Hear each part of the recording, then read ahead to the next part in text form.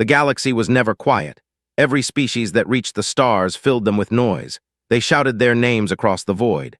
They broadcast their power. They screamed their threats and sang their victories. This was the way of things. This was how civilizations spoke to each other among the stars. They were the oldest. Their crystal ships moved through space like floating jewels, and wherever they went, they filled every communication channel with songs. Beautiful songs, terrible songs. Songs that told of worlds they had conquered and species they had crushed. When a fleet arrived in your system, you heard them coming from 100 light years away. They were the strongest. Their warships were massive things of black metal bristling with weapons. They announced themselves with war drums that shook subspace itself. Every captain broadcast his name, his victories, his challenges. They wanted you to know they were coming. They wanted you to fear.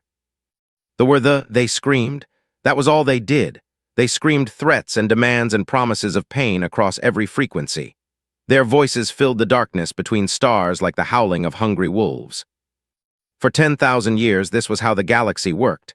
You spoke loudly or you died quietly. You made yourself known or you were forgotten. Every species learned this lesson. Every species followed this rule. Then humanity arrived. The first human ship to cross into charted space was called It was not large. It was not impressive. It carried no great weapons and wore no heavy armor. It was simply a ship moving through the darkness toward the light of distant suns. Captain stood on the bridge and watched the stars. He was a calm man with hair and steady hands. Beside him stood Ambassador, a woman who had spent 30 years learning how to speak to people who did not want to listen. Behind them, the bridge crew worked in silence at their stations. Communications officer was the first to notice. Her console lit up with incoming signals. 1, then 5, then 20, then too many to count. "Captain," she said quietly, "we are being hailed." Walked to her station and looked at the screen. The signals came from everywhere. Scouts were singing warnings at them. Destroyers were beating their drums. Cruisers were screaming demands for identification. "What are they saying?" asked. "They want to know who we are. They want to know why we are here. They want us to identify ourselves or be destroyed." Paused. "They are all saying the same thing in different ways." Tactical officer looked up from his console. "I count 17 vessels moving to intercept us. Some are weapons hot. They will reach us in 4 hours." The bridge fell silent. Every eye turned to Captain. He stood very still, looking at the tactical display. 17 ships, 17 different species perhaps, all coming to meet the newcomers, all screaming into the void. Ambassador stepped closer to him. "Captain, I can prepare a response. Standard first contact protocols suggest we should introduce ourselves, state our peaceful intentions, and request formal diplomatic relations." Did not answer immediately. He watched the display. He listened to the cacophony of signals flooding their communication systems. All that noise, all that shouting, all those threats and demands and warnings. "No," he said. Blinked, "No. We will not respond. Captain, with respect, they are asking us to identify ourselves. If we do not respond, they may attack." Turned to look at her. His eyes were calm. "Ambassador, look at them. Look at what they are doing. They are screaming at us before they even know who we are. They are threatening us before we have done anything. They are making noise because they are afraid of silence." He walked back to his command chair and sat down. "We will not scream back at them. We will not threaten. We will not explain ourselves. We will do nothing." "Nothing," asked. "Nothing, maintain course. Maintain speed, say nothing." The bridge crew exchanged uncertain glances, but they were trained to follow orders, turned off the response systems, kept his hands away from the weapons. They continued forward, cutting through the darkness like a knife. In the hours that followed, the incoming signals grew more frantic.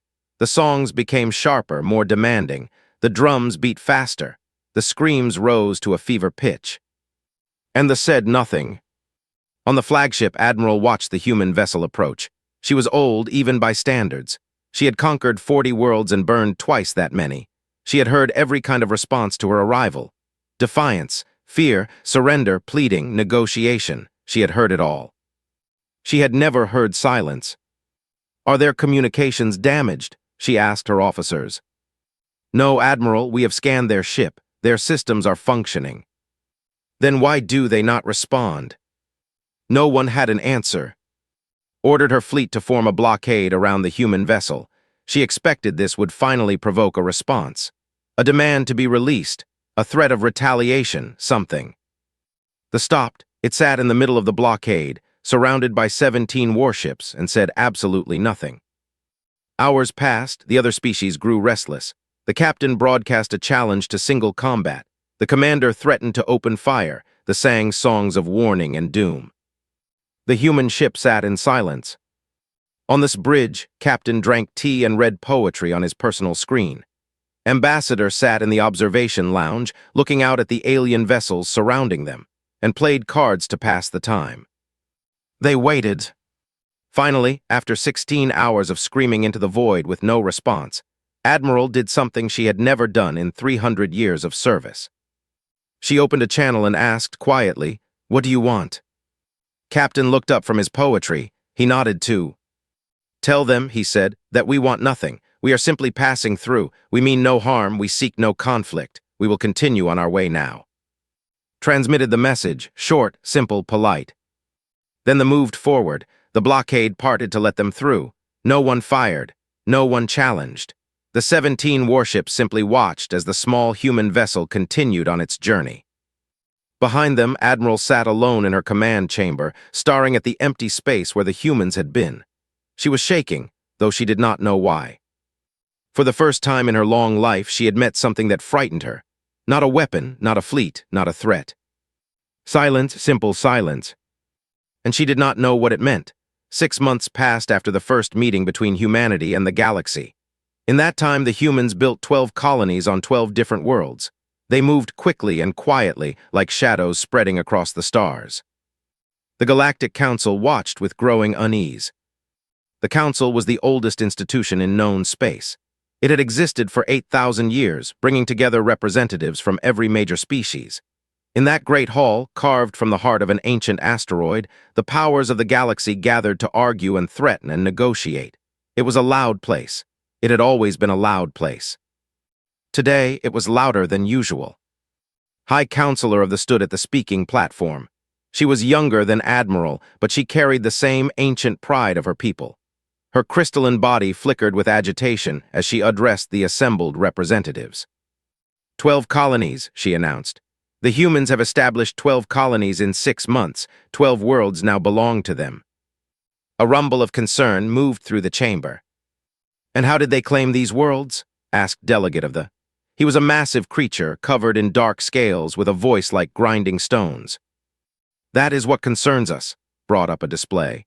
"They simply arrived, they landed, they began building, they made no announcements, they sent no territorial claims, they broadcast no warnings to other species. They said nothing. Nothing." The chamber fell into confused murmuring.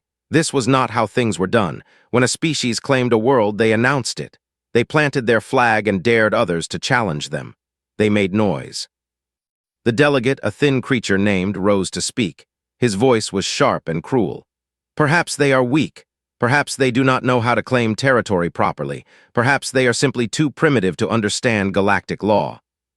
"We considered that," admitted, "so we tested them." Delegate leaned forward. "Tested how?" "General of the Third Fleet sent 40 warships to their border system. A show of force. A standard intimidation protocol."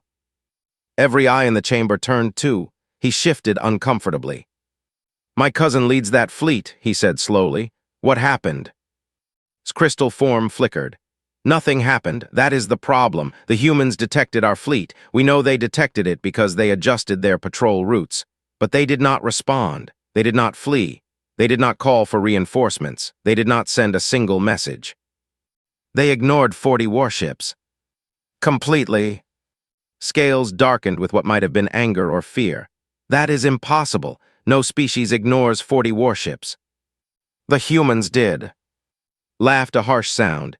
"Then they are fools. We should crush them now before they spread further." "We considered that as well." Paused. Her next words came slowly.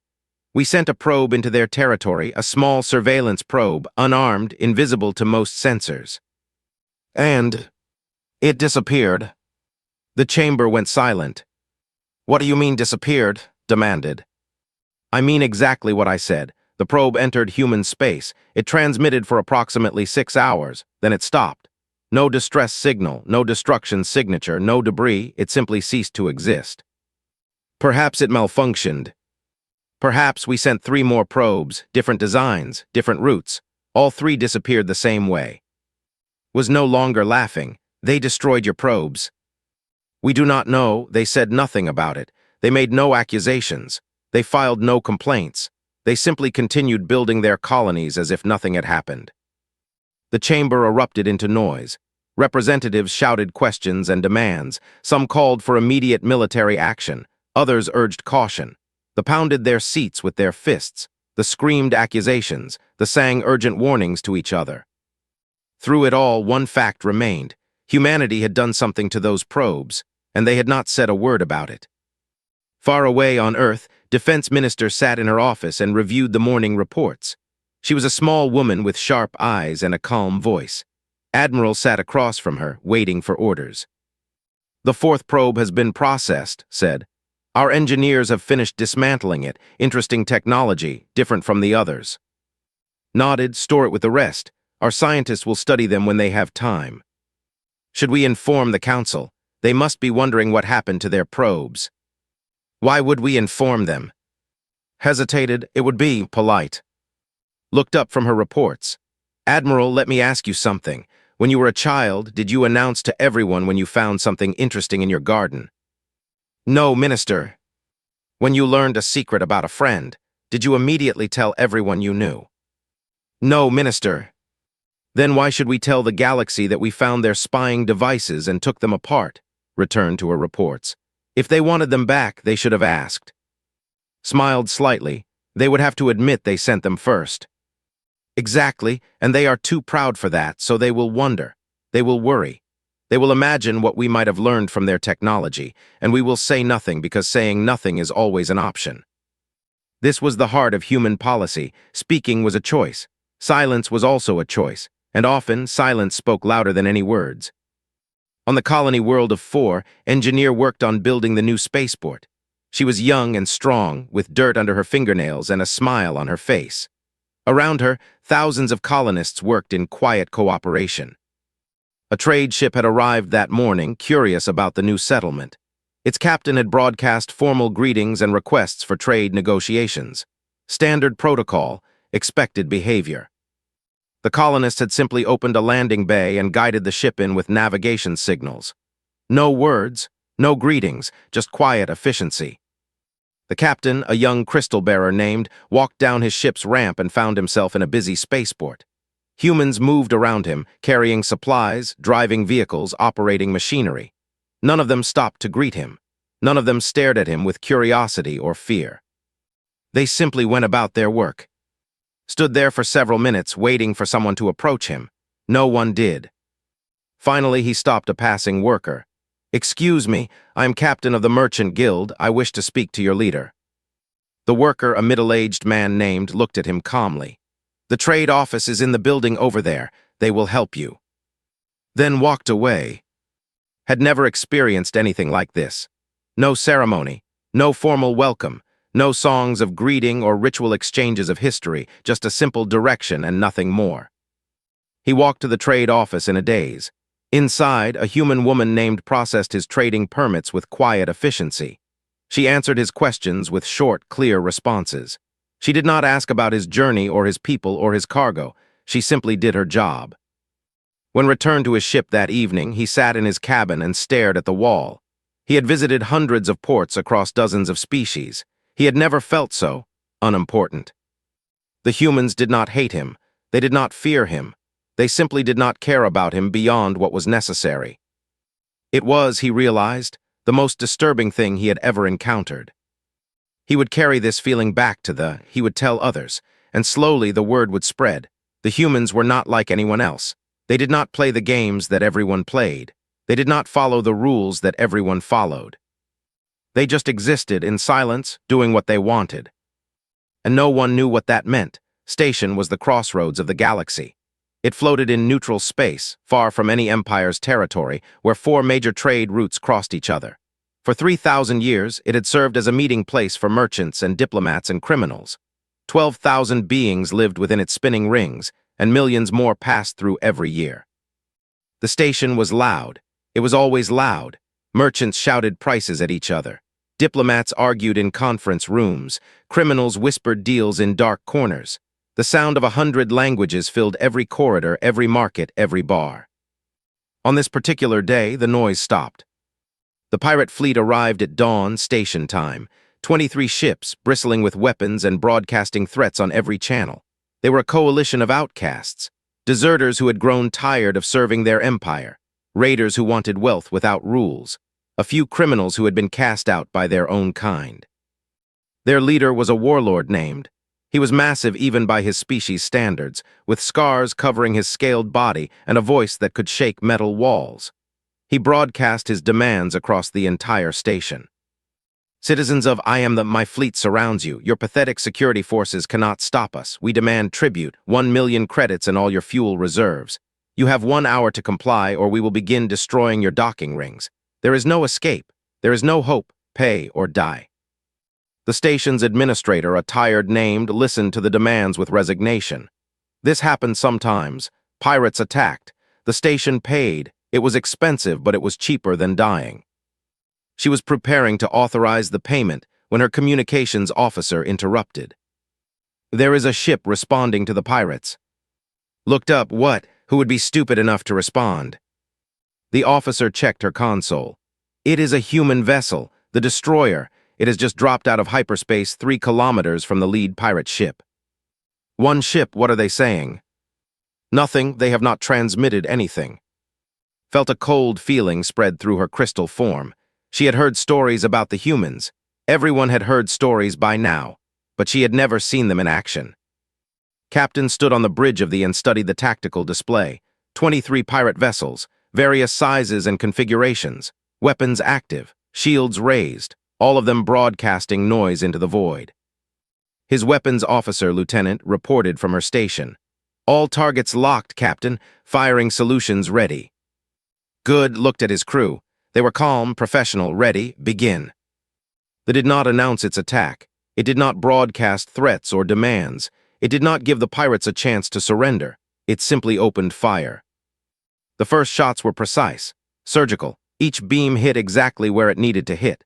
Engine cores, weapon systems, shield generators. The pirates' ships began to die, but they died slowly, crippled rather than destroyed. The watched in disbelief as his fleet fell apart around him. His communications officer was screaming reports at him. The Red Talon is disabled. The Bone Crusher has lost weapons. The Shadow's Bite is venting atmosphere. Return fire, roared. All ships return fire. They tried. Every functioning weapon on every remaining ship turned toward the and fired. Beams and missiles and projectiles filled the space between them. The moved like nothing had ever seen. It danced through the fire, twisting and turning, always in the wrong place for their weapons to hit. And all the while it kept firing, never missing, never wasting a shot. What is this? Whispered. What are they? His second in command, a named, grabbed his arm. We have to surrender. Broadcast our surrender. Shoved him away. Do not surrender. Then we die. Look at them. They are not even trying hard. It was true. The human ship moved with a terrible efficiency. No wasted motion, no unnecessary destruction. It was simply dismantling them piece by piece as if they were targets in a training exercise. Grabbed the communications console himself. Human vessel, this is the, I demand to speak with your captain. I demand terms. I demand explanation. They did not respond. It simply continued its work. Answer me, screamed. Why are you doing this? What do you want? Silence. At least tell me why. Tell me what I did to deserve this. Nothing. The battle lasted 11 minutes. When it was over, 23 pirate vessels drifted as wreckage. Some were completely destroyed. Others were crippled beyond repair. A few still had life support functioning, their crews floating helplessly in disabled ships. They had not been hit once.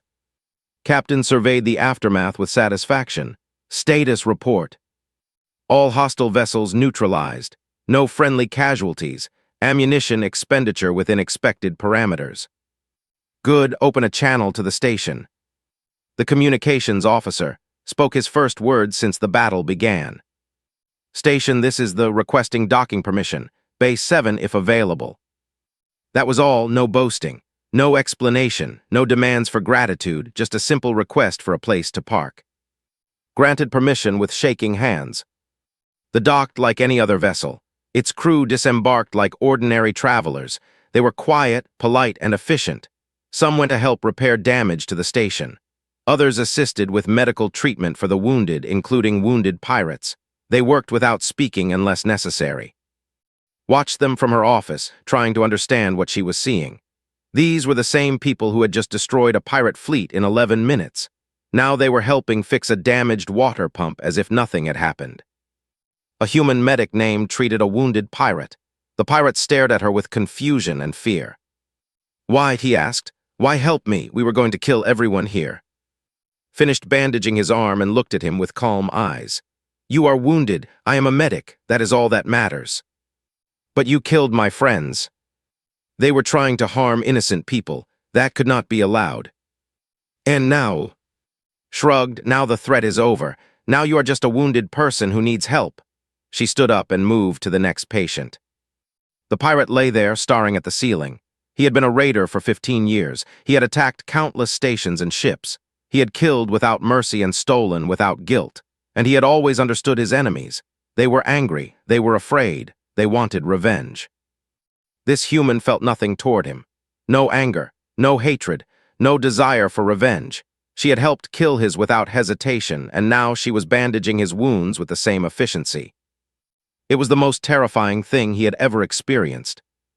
When news of station reached the Galactic Council, called an emergency session. She played the recordings from the station's sensors. The assembled representatives watched in silence as the dismantled 23 ships without a single word. They did not warn them, said. They did not demand surrender. They did not explain themselves before, during, or after. They simply acted. And then they helped with the cleanup, Delegate added. His voice was quiet. Our intelligence reports say they treated wounded pirates alongside innocent civilians, without discrimination. What does it mean? Asked. For once the delegate was not screaming. What kind of beings are these? No one had an answer. Stood alone in her chamber that night, looking out at the stars. She composed a message to her grandmother, the retired admiral. You were right, she wrote. They do not tell you they are going to kill you. They do not explain why. They just do it. And then they help clean up. I do not know how to fight something like that. I do not know if anyone does. Far away, Captain sat in a bar on station, drinking tea and reading reports. The bar was full of beings from a dozen species, all of them carefully avoiding his table. They watched him with fear and fascination. He did not seem to notice, or perhaps he simply did not care. When he finished his tea, he left payment on the table and walked out without a word. The bar remained silent for a long time after he was gone. Emperor of the Empire was not a patient being. He had conquered his throne through violence. He had held it through fear. He did not understand things that could not be threatened or intimidated. Humanity confused him, and did not like being confused. They are weak, he declared to his war council. They must be weak. They refuse to speak because they know that if they threatened us, we would destroy them. Their silence is not strength, it is fear. His generals shifted uncomfortably. They had all seen the reports from station. They had all watched the recordings but none of them wanted to argue with their emperor. None except General, who had commanded the failed intimidation mission months ago. He was old, and he had earned the right to speak truth to power. Majesty, I advise caution. The humans are not like anything we have encountered before. Slammed his fist on the table. Every species says that about their enemies, and every species falls before strength. We have crushed the when they grew too proud. We have broken the when they became too bold. We will crush these silent vermin as easily. They destroyed 23 pirate ships in 11 minutes without taking a single hit. Pirates, criminals, outcasts, that proves nothing. Lowered his head. As you say, Majesty. His decision was made that day.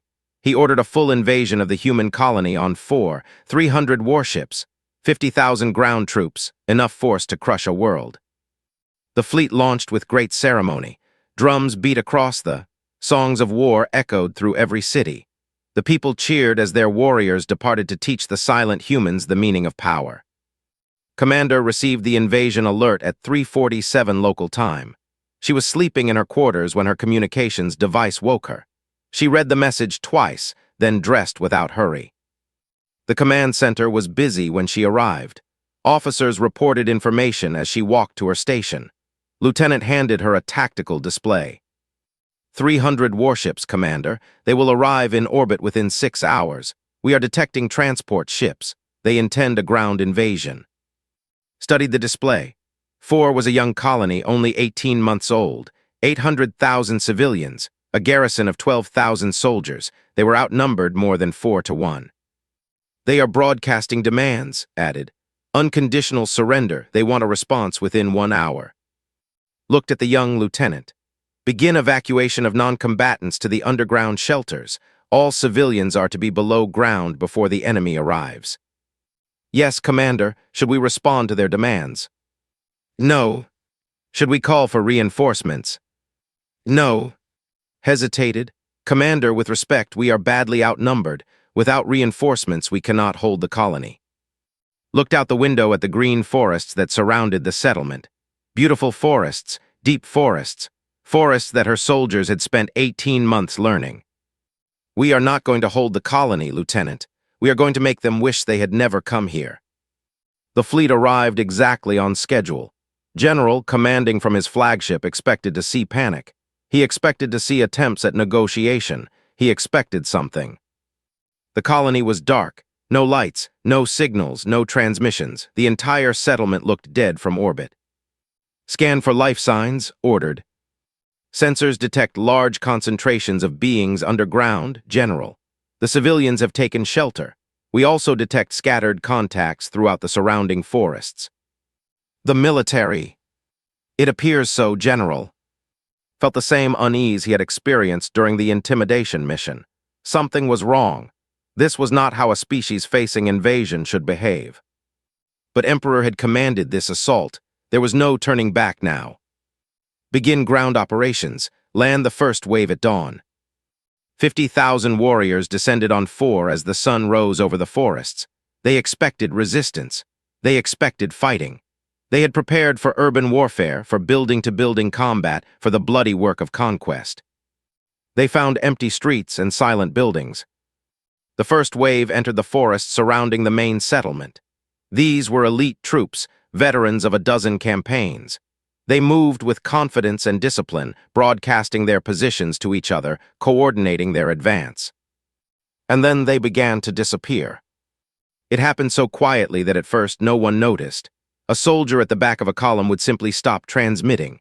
When his comrades looked back, he was gone. No sound, no sign of struggle, just an empty space where a warrior had been. The first squad leader to report the phenomenon was a veteran named. His voice was steady, but those who knew him could hear the fear beneath. Command, this is Squad 7. I have lost contact with 3 soldiers. Repeat, 3 soldiers missing. No signs of combat, no enemy contact. They are simply gone. Similar reports began flooding the communication channels. Squad 4 lost 5 soldiers. Squad 12 lost 7. Squad 1 stopped transmitting entirely. General watched from orbit with growing alarm. What is happening down there? Are they being killed? We do not know, General. We are detecting no weapons fire, no explosions, nothing. Then where are my soldiers? No one could answer. The second wave found the first. They were sitting in neat rows in a forest clearing. Hundreds of warriors, alive and unharmed, but stripped of all weapons and equipment. Their armor had been removed. Their communications devices had been taken. They sat in silence, looking dazed and confused. Standing at the edge of the clearing was a single human soldier, a young woman with short dark hair and calm eyes. She held no weapon. "You may retrieve your soldiers," she said. Her name was. Then she stepped backward into the trees and vanished. The rescue team rushed to help their fallen comrades. The warriors in the clearing were disoriented but uninjured. They could not explain what had happened. One moment they had been advancing through the forest. The next, they were waking up in the clearing with their equipment gone. "They were like ghosts," one soldier whispered. "We never saw them, we never heard them, they just touched us and we were asleep." The invasion collapsed within 6 hours, not from casualties. Remarkably, there were almost none. 47 died during the operation, all from accidents during the panicked retreat. The humans had not killed a single one. That made it worse. Word spread through the ranks like wildfire. The humans did not want to kill them. The humans could have killed them all easily, but chose not to. They simply disabled them, stripped them of their weapons, and let them go. Warriors were trained to face death. They were not trained to face mercy.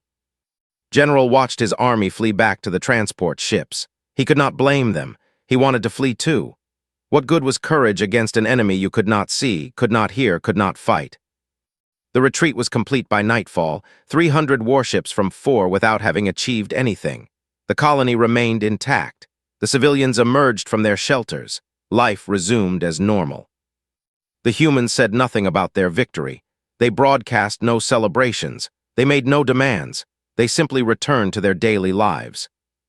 Emperor received the news in his throne room. He listened in silence as delivered his report. "How many did we lose?" asked. 47 dead, Majesty, all from accidents." "And how many humans did we kill?" "None, Majesty, we never saw them." Stared at his general. 50,000 warriors, 300 warships, and we killed no one. "We could not find anyone to kill, Majesty." "And they could have slaughtered us." Lowered his head. "They could have killed every soldier we sent. They chose not to, I do not know why." Sat in silence for a long time. He was a conqueror, he understood violence, he understood power, he did not understand this. "They could have killed us all," he repeated, "and they just let us go." "Yes, Majesty." "Why would anyone do that?" Had no answer, neither did anyone else, and humanity never explained. The galaxy would spend decades trying to understand what happened on 4. Some said the humans were weak, that they lacked the will to kill. Others said they were so strong that killing was beneath them. A few suggested that the humans were sending a message, showing what they could do without actually doing it. But no one really knew. The humans did not explain their actions. They did not boast of their victory. They did not demand reparations or apologies. They just continued building their colony in silence as if nothing had happened at all. 50 years passed after humanity's first contact with the galaxy. In that time, everything changed, and nothing changed. Human space grew steadily. 100 colonies became 200, 200 became 500. They spread across a quarter of the galaxy, building worlds and stations and outposts. They traded with everyone. They fought with no one unless provoked. They minded their own business. And they never stopped being silent. The Galactic Council met every year to discuss the human problem. They called it that now. The human problem. How do you deal with a species that refuses to participate in the games everyone else plays? They had tried to befriend them. They had sent diplomats and merchants and artists. The humans welcomed them politely, traded fairly, and said nothing more than necessary. They returned home confused and unsatisfied. They had tried to intimidate them. They had sent fleets and armies and threats. The humans had ignored the fleets, defeated the armies, and responded to the threats with nothing. They had eventually stopped trying. They had tried to provoke them. They had sent insults and challenges and violations of human space. The humans had dealt with each incident quietly and efficiently, then returned to their business without comment. They eventually grew tired of screaming into the void. After 50 years, humanity was the most feared species in the known galaxy. Not because of their weapons. Other species had powerful weapons too, not because of their numbers. They were still one of the smaller civilizations, not because of their technology. They were advanced, but not uniquely so. They were feared because no one understood them. Every other species in the galaxy operated on predictable patterns. The wanted beauty and culture, the wanted power and conquest, the wanted wealth and dominance. Their goals were known. Their methods were understood. You could negotiate with them because you knew what they wanted. No one knew what humanity wanted. They built colonies, but they did not seem to want empire. They traded goods, but they did not seem to want wealth. They defended themselves, but they did not seem to want war. They existed, quietly and efficiently, pursuing goals that no outsider could identify. This was what made them terrifying. Ambassador attended the Centennial Galactic Council as Earth's representative. She was old now, her hair white and her steps careful. But her mind remained sharp, and her eyes still held the same calm that had guided humanity's first contact 50 years ago. She walked into the great chamber with her successor beside her. His name was a young diplomat who had spent his entire life training for this role. He was quiet and thoughtful, as all human diplomats learn to be. The chamber fell silent as they entered. 1,000 eyes from 100 species turned to watch the humans take their seats. In any other circumstance, might have found this amusing. Today, she simply sat down and waited. High Counselor called the session to order. She was the third to hold that title. Her great-grandmother had been the first to encounter humans. Her grandmother had watched the battle at Station. Her mother had witnessed the failed invasion of 4. Now it was her turn to try to understand. Ambassador began. We have gathered here to commemorate 100 years of contact between humanity and the galactic community. In that time, your species has grown from a single ship to a major power. You have participated in trade and diplomacy. You have defended yourselves against aggression. You have been, by most measures, good neighbors. Inclined her head slightly. And yet, continued, we still do not understand you. We have studied your kind for 100 years. We have analyzed your movements, your patterns, your behaviors, and we still cannot answer the simplest question. She leaned forward. What do you want, Empire? Peace, resources, trade, power, security. What is it that humanity desires? The chamber held its breath. For a century they had wondered. For a century they had feared. Now perhaps they would finally know. Rose from her seat. She walked to the speaking platform with slow, deliberate steps. When she reached it, she looked out at the assembled representatives. Dozens of other species, all watching her with desperate curiosity. She smiled. You ask what we want, she said. Her voice was quiet, but it carried to every corner of the chamber. The answer is simple. We want what everyone wants. Safety for our families, prosperity for our communities, a future for our children. We want to live our lives and build our homes and pursue our dreams. Delegate rose from his seat. He was old too, one of the few who remembered the failed invasion. Then why do you not say so? Why do you not demand it like everyone else? Why do you not announce your intentions and stake your claims? Turn to face him. Tell me, delegate, when they want something, what do you do? We make our desires known. We tell the galaxy what we want. We demand what is ours. And does that always work? Hesitated, sometimes, not always. No, not always. Because when you announce what you want, you also announce what you fear. When you make demands, you reveal your weaknesses. When you scream your intentions to the galaxy, you give your enemies everything they need to oppose you. She turned to address the whole chamber. Humanity learned a lesson long ago in our own history, before we ever reached the stars. We learned that those who speak loudest often have the least to say. We learned that those who threaten most often fear the most. We learned that those who demand everything usually deserve nothing. Her voice grew softer, but somehow more powerful. We are not quiet because we are weak. We are quiet because we are patient. We watch, we listen, we learn, we think before we act, and we act only when we are ready. And when we act completely. Spoke from her seat. But how will we ever know your intentions? How will we know if you are friend or enemy? How can we trust you if you never tell us what you want? Smiled again. It was not a cruel smile, but it was not a comforting one either. You will not know, she said. That is the point. She walked back toward her seat. The chamber remained silent, every being trying to understand what they had just heard. Then asked one more question. Are you saying that your silence is a weapon, that you use our uncertainty against us? Paused, she turned to look at the High Counselor. I am saying that in a galaxy full of shouting voices, the one who listens has the advantage. I am saying that in a universe where everyone announces their fears, the one who keeps secrets holds power. I am saying that when everyone else plays the game of threats and demands, the one who refuses to play cannot lose.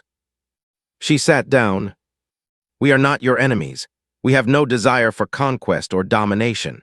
We simply wish to exist peacefully among the stars. But we will not explain ourselves to satisfy your curiosity. We will not reveal our thoughts to calm your fears. We will remain what we have always been, a people who speak when we have something to say and stay silent when we do not. The chamber erupted into noise. Representatives shouted questions and demands. Some called for sanctions, others urged acceptance. The sang in confusion, the pounded their seats, the screamed in frustration. Through it all sat in silence watching.